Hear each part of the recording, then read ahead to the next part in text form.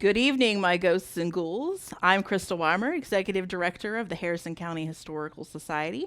And on behalf of the Historical Society and Harrison Rail Trails, we want to thank you all for joining us this evening for a socially distanced version of Spooky Tales, but not on the rail trail this year. The pandemic has really thrown us a loop this year, and 2020 has been kind of terrifying when you think about it. So we just wanted to, in the spirit of the season and let everyone still have some spirit of Halloween, we thought we'd bring this event to all of you virtually this year. This is a fundraiser for both of our organizations. So if you are willing and able, please donate via the link in this video description. And we appreciate any little amount helps us out and helps us do our mission. So any donations willing and appreciated. So back to the fun part. Spirit of the season. Let's get comfortable. Get a blanket. Get some hot cider, and let our storytellers weave some tales for you about ghosts and monsters and maybe even a murder or two.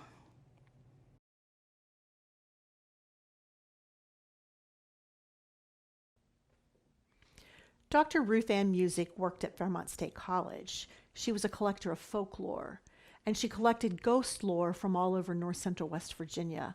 The story I'm going to tell, The Little Rag Doll, is my version of her story. The Little Rag Doll. There was a young woman who was a teacher, and she had finished her credentials and then took a job at a small one-room school in a tiny little community. She went for the job interview, and the superintendent clasped her hands and said warmly, "We are so happy to have you. Your teachers have said the most wonderful things about you. I do have one request of you. I request that you do not stay late at our little one-room school." Well, the young woman didn't think much about this. After all, staying out late was rather unseemly when you were a single woman, and she did have to walk the quarter of a mile to her boarding house, where the lady was known for her delicious roast beef. The lady had kept teachers in her boarding house for years, and so the young woman was excited to start her new job. Well, there were only about 12 young people in the school. It was a very tiny community. And of course, she grew to love each of those 12 children. And the little school was used as a church on Sunday, so she got to know their families too. And it was about 6, perhaps 8 weeks into the school year when she decided it was time for report cards. And so she planned to carefully write something about each child to the parents so that the parents would know how the children were doing in school. Well, the time got away from her, and before she knew it, it was growing dark. And so as she was putting away her work, she heard a voice come from the back of the room, and she looked up, and at a distance she saw a child she had not seen before. And the child said, "Teacher, teacher, I need my assignment. And teacher, I can't find my little rag doll."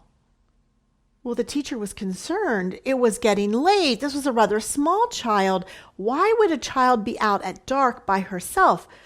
But she turned to her work to see if she could find an assignment for the little girl. But when she looked up, the little girl had vanished. Well, it was getting late, and she walked quickly down the path to the boarding house.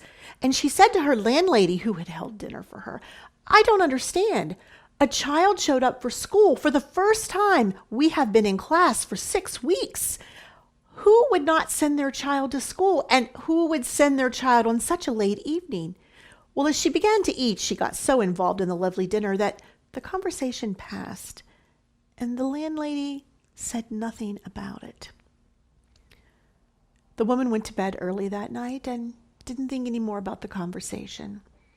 Well, a few weeks later, it was now into October, and the days were short, and she got busy and didn't realize what time it was, and before she knew it, it was practically dark. And she heard that same voice. She heard, "Teacher, teacher, I don't have my assignment. And teacher, I can't find my little rag doll." Well, this time the woman got up, walked to the back of the room, and looked at the child, and noticed that her clothing seemed rather old, almost old-fashioned. And then she looked at the desk where the child was standing, and there was a primer, a sort of a reading book, a book that had not been used in the West Virginia school system for decades. And so the woman turned to go back to her desk, pick up some papers, and when she looked around, again, the child had vanished. Well, this time she hurried down the path, and as she got into the door, she said to the woman that she lived with, "This is unacceptable. Why would a child be kept out of school this entire time? What kind of parents would not send their child to school?" And she was dressed rather inappropriately. And her landlady took a big sigh. And when she did, the young woman listened. And the landlady said, "Do you remember when the superintendent asked you to not stay late at the school?" Well, of course the young woman remembered. She thought it was an odd request. She said, "The little girl is a ghost." You see, a child was killed many years ago in this community. She had left for school, left her home, and was walking, and it's assumed that she took a shortcut through a swampy area. The little girl did not show up for school. She did not show up at home that night. People went out and looked, and finally they found their way into the swamp where they found the little girl's body. What was not found was the little rag doll that the little girl took with her everywhere. And the landlady said, "You see, the little child has been coming back on a regular basis, asking for her little rag doll. And the reason the superintendent asked you not to stay late is we have lost so many wonderful teachers because they're afraid of the little ghost child." Well, this young woman was not the fearful type. And so she asked her landlady, "Do you have a scrap bag?" We see at the time, all women made their own clothes. And of course, she did have a scrap bag. And so the young teacher asked if she could borrow the scraps and a needle and thread. And she fashioned a little rag doll. So the very next day, she intentionally stayed late. And as you might imagine, she heard the voice, "Teacher, teacher, I need my assignment. And teacher, I can't find my little rag doll." The teacher was prepared. She walked to the back of the room. She laid down a piece of paper. She laid down the little rag doll that she had fashioned the night before. And the little girl vanished. On Sunday of that week, it was a nice fall day. The sun was shining. The breeze was blowing. Her landlady said to the young teacher, "Would you like to go up to the cemetery to see where the little girl is buried?" She said, "Yes, that would interest me very much." It was a beautiful afternoon. So they walked up the hill to the little community cemetery, and they found the stone that held the little child's name. And beside the stone was the little rag doll that the teacher had fashioned. And no one ever saw the little ghost child again. And that's my version of The Rag Doll, collected by Dr. Ruth Ann Music.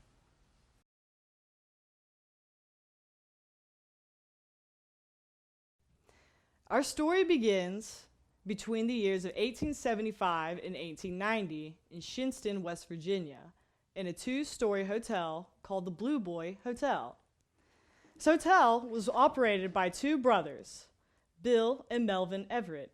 The Everett brothers were kind of a seedy group. See, Melvin would also often host high-stakes gambling games, and anyone who stayed at these hotels were often very well-to-do individuals. Melvin knew this because it was a house policy for people to tell him how much money they actually had on them. That seems like a terrible house rule to me, but these are his rules.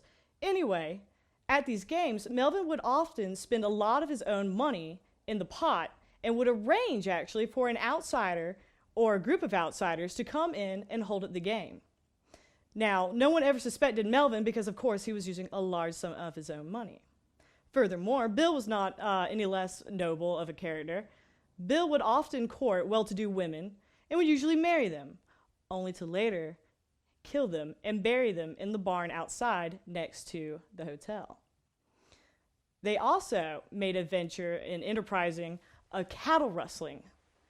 What they would do is the brothers would often go out, they would sell a stock of cattle to one buyer, and then they would immediately kill that buyer, bring back the cattle, and resell the herd to another unsuspecting buyer.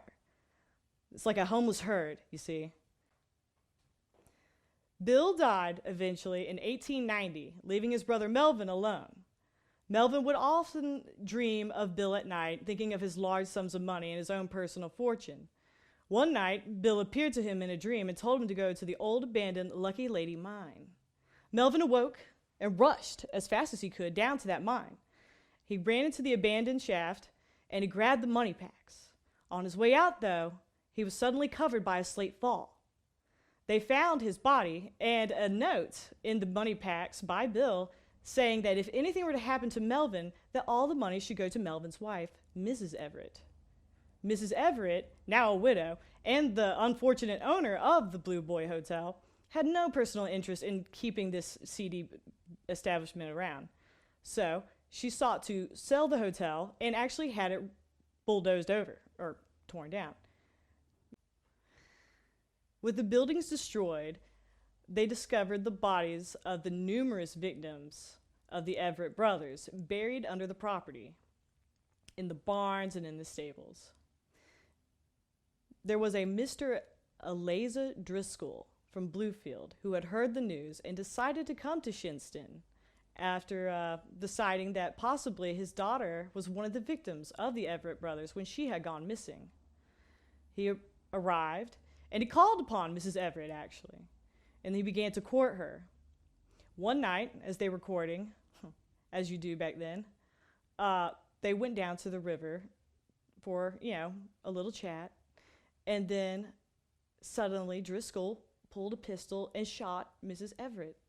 He threw her body into the West Fork River.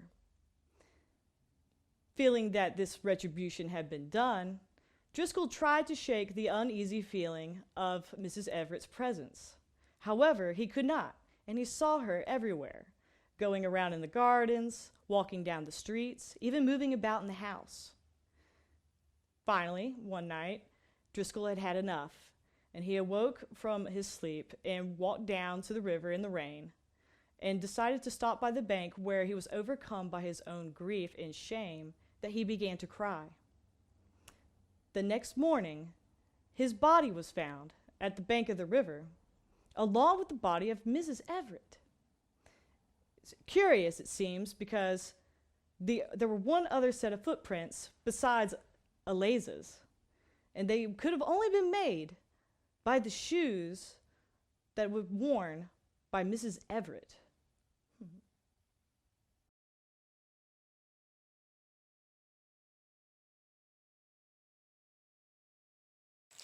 October is the month when America embraces ghost stories, spooky stories of all kinds. But here in West Virginia, we see the ghost tale, the spooky tale, just a little differently. We embrace this tale year-round. We embrace it certainly at Halloween, but around the campfire as the embers burn low, who has the scariest story of all?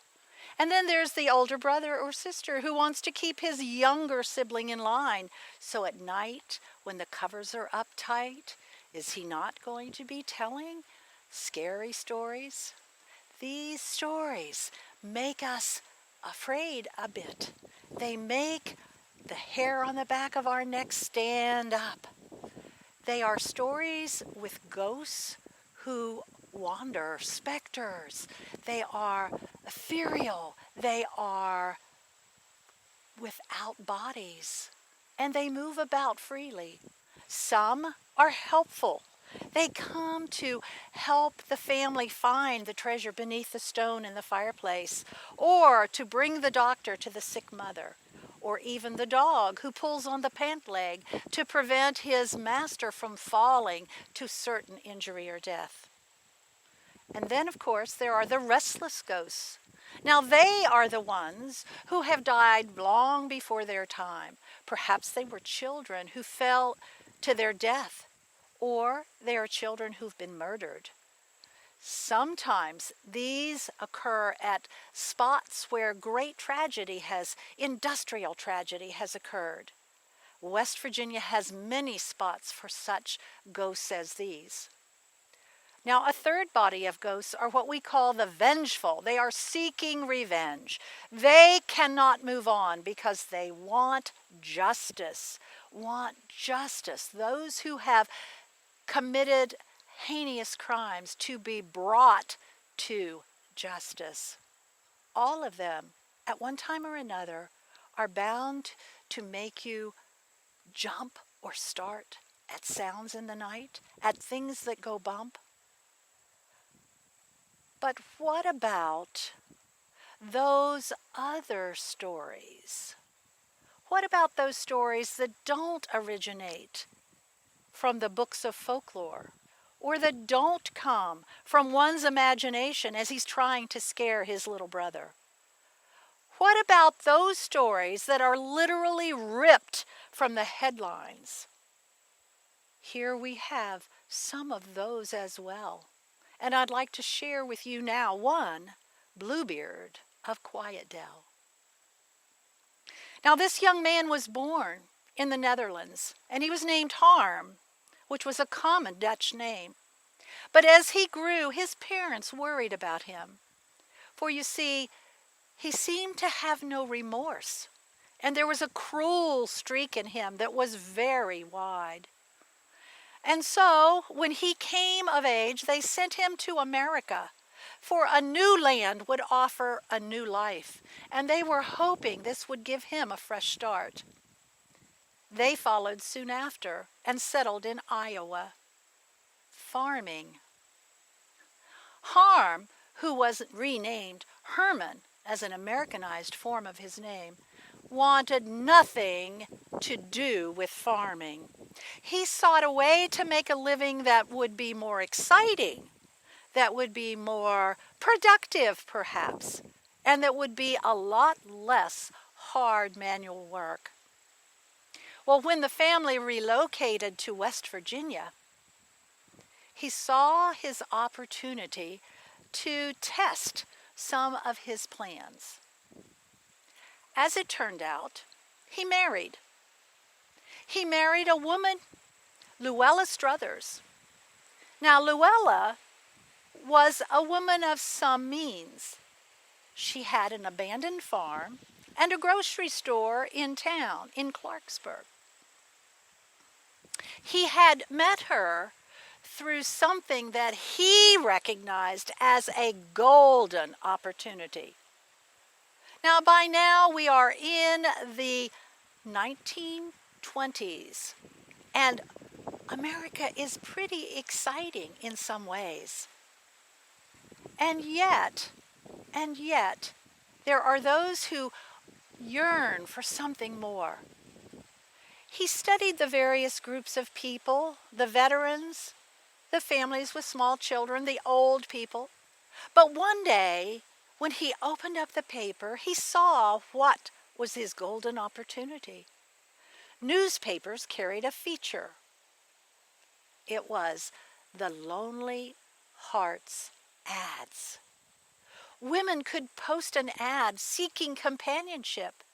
Men could post an ad seeking romance, security, stability.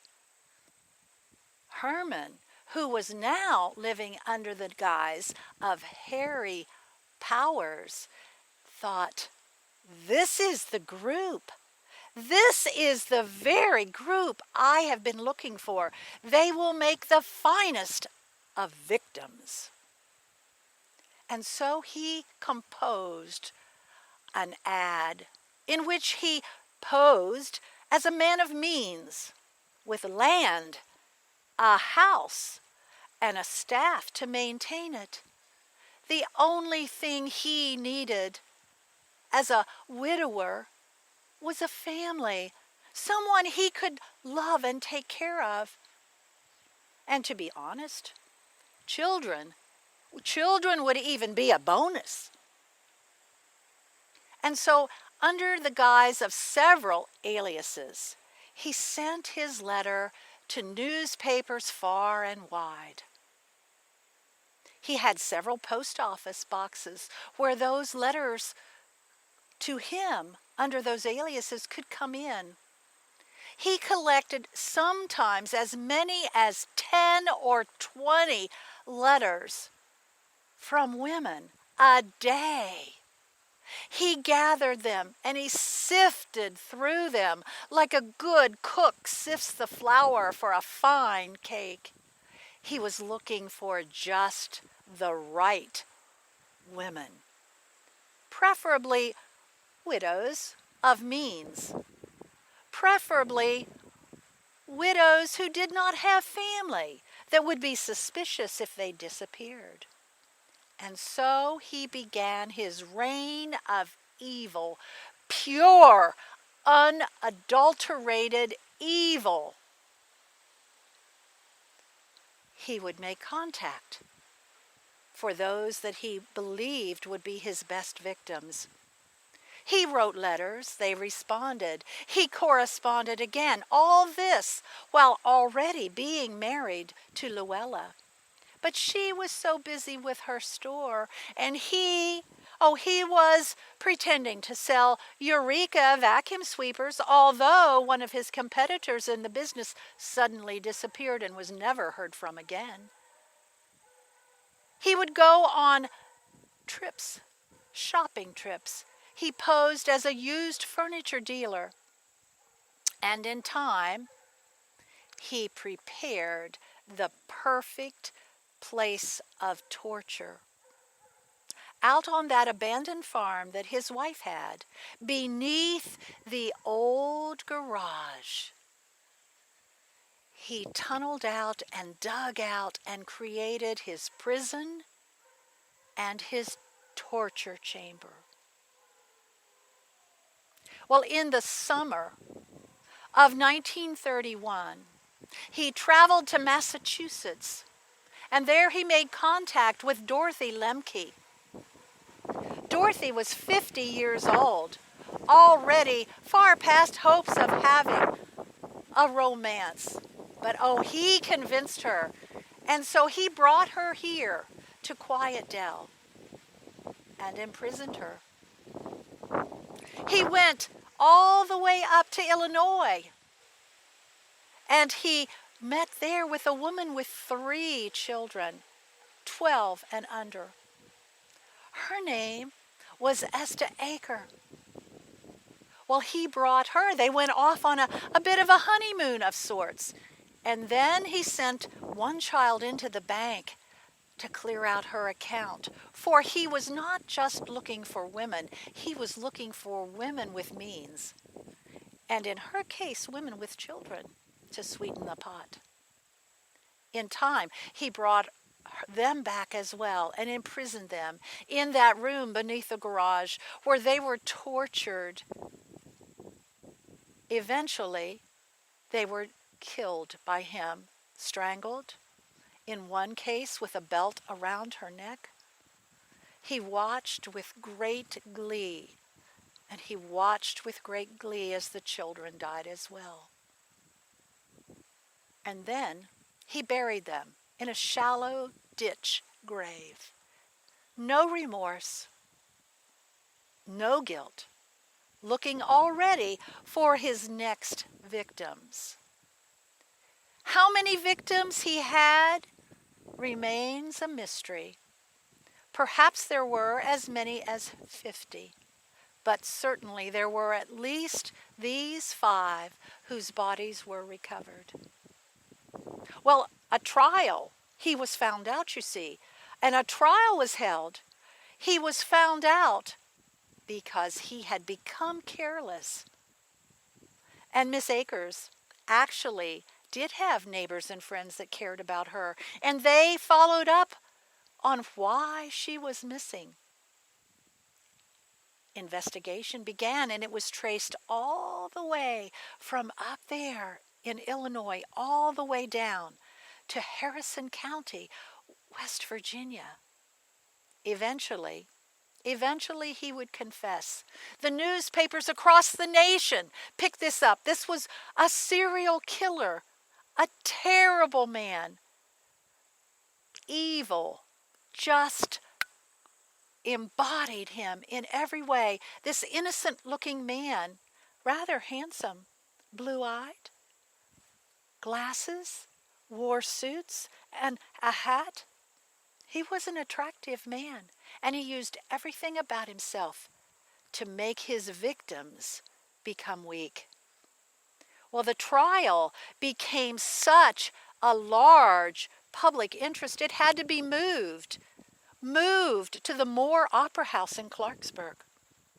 The trial did not last long. The verdict was guilty, and he was sentenced to death at the state penitentiary in Moundsville, and that occurred in March. He died. His body was not claimed, and so his bones lay somewhere, perhaps much like his victims that we know nothing about, in an unmarked grave. He was not mourned. No one grieved for him. That evil was stopped. And now, when we think about the Bluebeard, what we must do is remember him, and then not act out of fear, but act always out of knowledge.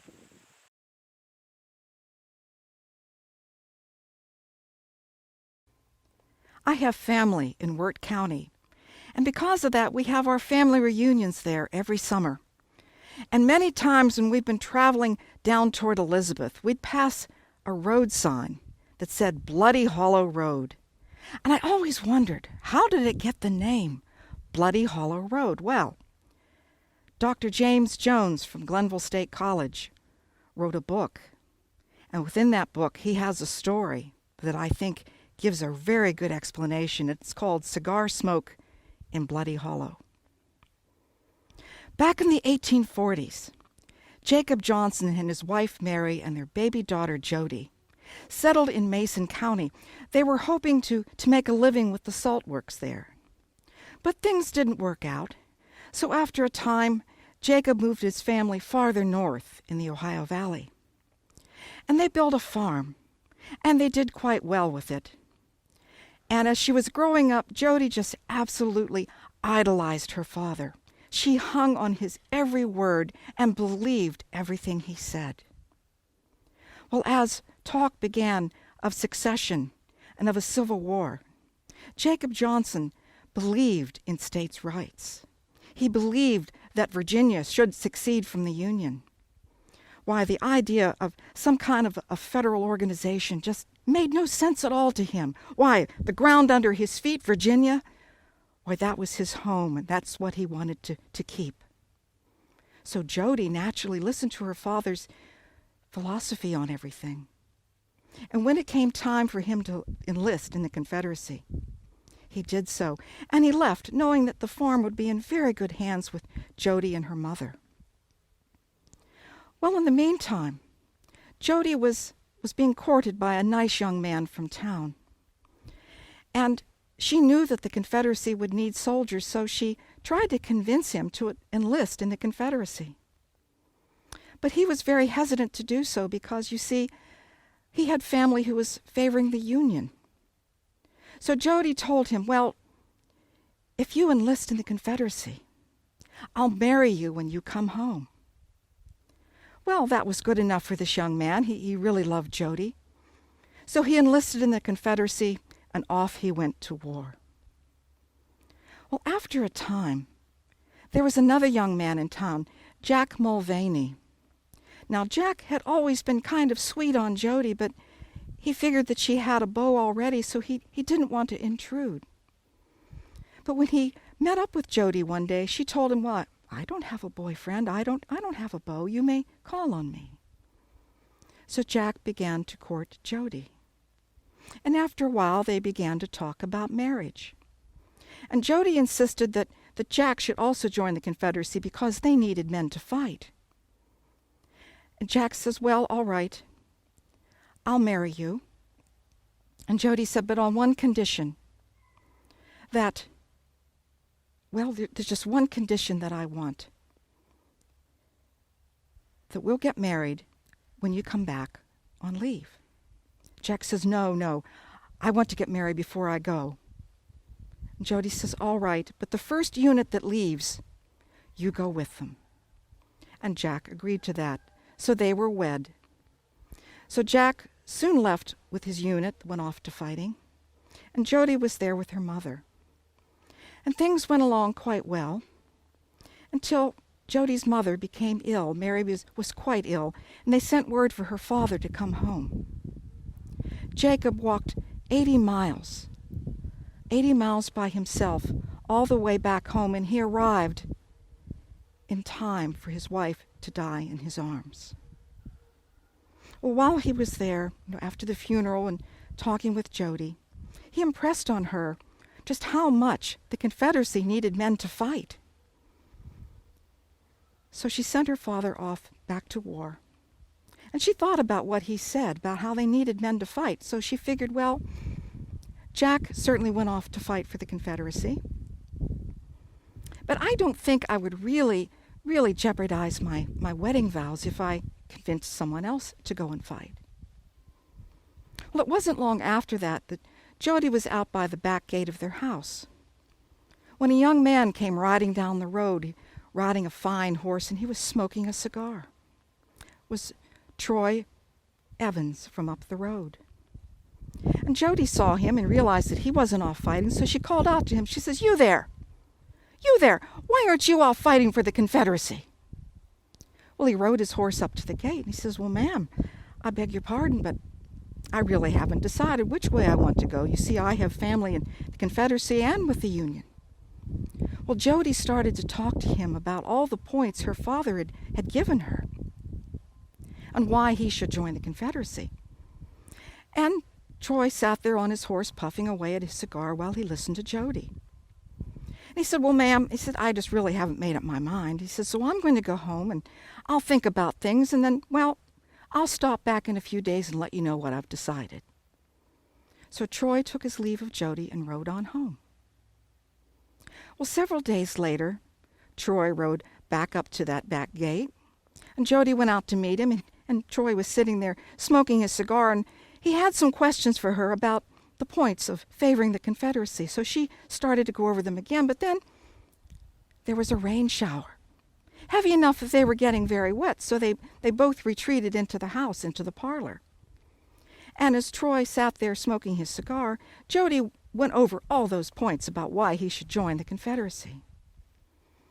And he told her, "Well, ma'am, I just haven't made up my mind. But I'll go home and think on it, and I'll come back in a few days and let you know what I've decided." And Troy did that. And he came back over the next few days, and Jody talked to him some more. But then they both realized they were enjoying these meetings, they were enjoying these conversations, and Jody was so very lonely, and Troy was so handsome. Well, one thing led to another. And then one night, Jack came home. Jody wasn't expecting him, but he came home at night. He said he wanted to avoid all the bushwhackers that were out there. And she greeted him warmly, but inside, she was very nervous because, what if Troy comes by? What will I do? And what really worried her was in the parlor. She could detect that smell of cigar smoke. And she wondered if Jack could smell it too. Jack did smell that cigar smoke. And he had his suspicions, but he didn't let on to Jody. No, he let her go. And Jody worried, does he suspect anything? But then she thought that Jack had a tension around him, that maybe he was really worried about the war. Maybe that's it. He's worried about the fighting. So she didn't say anything, and he didn't say anything. Well, after a few days, Jack said, "Jody, I need to get back to my unit. Would you please pack me up some food? I'm going to be on the road for several days. And I'm also going to take our squirrel rifle with me. You see, the commander said that we need to bring firearms back for all the new recruits we're getting, and every man definitely needs a rifle.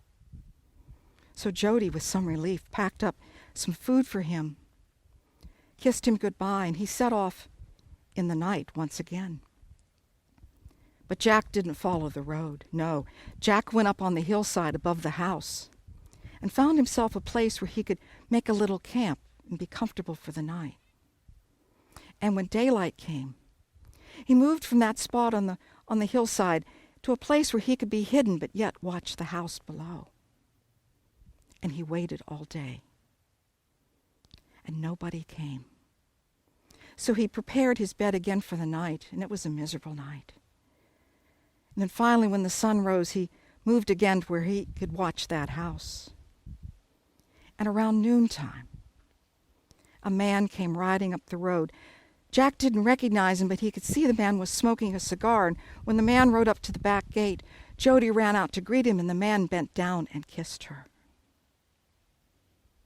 Jack raised that squirrel rifle to his shoulder, took aim, and fired. He didn't wait to see what he had done, but he melted himself back into the woods. Well, down below, Troy grabbed his shoulder in pain. He had been shot and shot badly, and he started bleeding. And he looked at Jody for help. And she started screaming, "You can't stay here. You have to leave. Go now." And she fled back into the house. Troy took out a handkerchief and fastened it to his shoulder best as could to stop that bleeding, but blood was running down onto the ground. And he started for home. And he was growing weaker and weaker, and he tried to tie himself to the saddle with his reins. But by the time he reached home, he was dead. He had bled to death all along that road. Well, several months later, the war ended, and Jack came home. And Jody greeted him warmly, and life went on. Except whenever one of them was out by that back gate, there was that smell of cigar smoke, strong and fresh. Well, Jody could certainly smell it, and Jack could smell it, and it confirmed his suspicions about Jody. But neither of them said anything about what evil had happened there. In fact, when they went out back, and if they were out there together, they wouldn't look each other in the eye.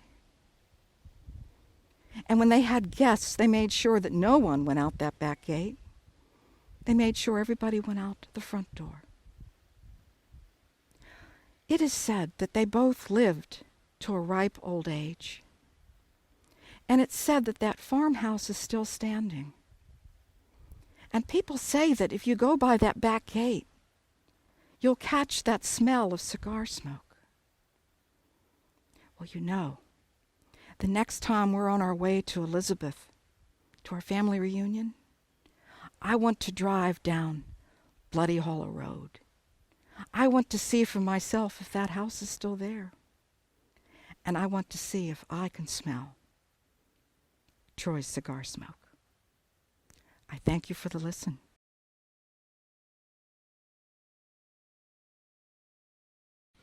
Down in the state of Tennessee, in a valley with a swamp at the end of it, there lived a man who lived in a cabin all by himself.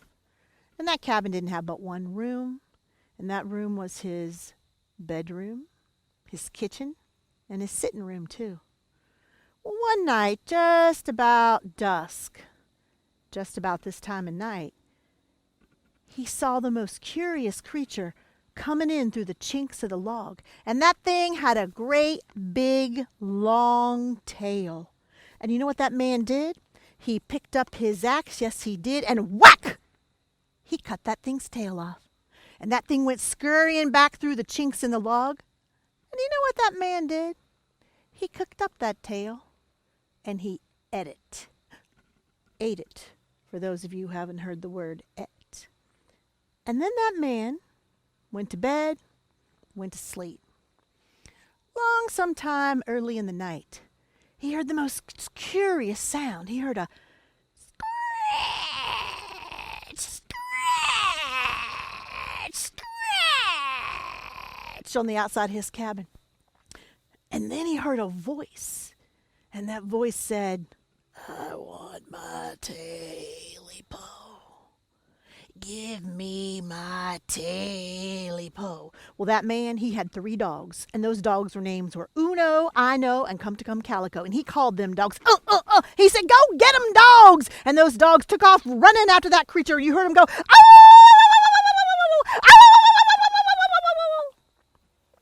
and that man, you know what he did? He went back to bed, back to sleep. Sometime, say around midnight, he heard that sound again, that scratch, scratch, scratch on the outside of the cabin. And he heard the voice again. He heard, I want my Tailypo. Give me my Tailypo. Well, that man called them dogs. Get on out here, dogs. And those dogs went, and chased that thing all the way down in the swamp.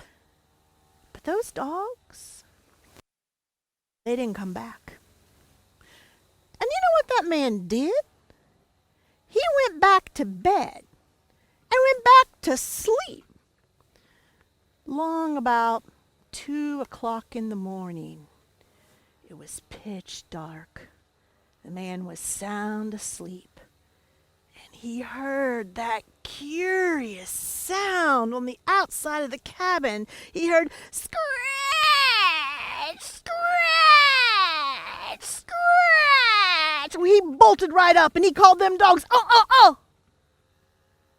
But those dogs, they didn't come. And he saw that thing climbing in through the chinks of the logs. And he put his covers, some people call them the kivers, up over his head. And he felt a tug on those kivers. And he heard a voice that said, I want my Tailypo. Give me my Tailypo. And that man took those kivers and he put them down just a little tiny bit. And the end of his bed, he could see 2 little pinted ears. That's pointed ears. And 2 little glowing eyes. And he heard that voice again. Give me my Tailypo. And that man was so afraid. And he said, I ain't got your Tailypo. And that voice says, oh, yes, you does. And that thing attacked the man. And it cut. And it bit. And it clawed. And some folks say that creature got his Tailypo. Now, there ain't nothing left of that cabin down in that swamp in Tennessee, except maybe the chimney. Some people call that a chimney.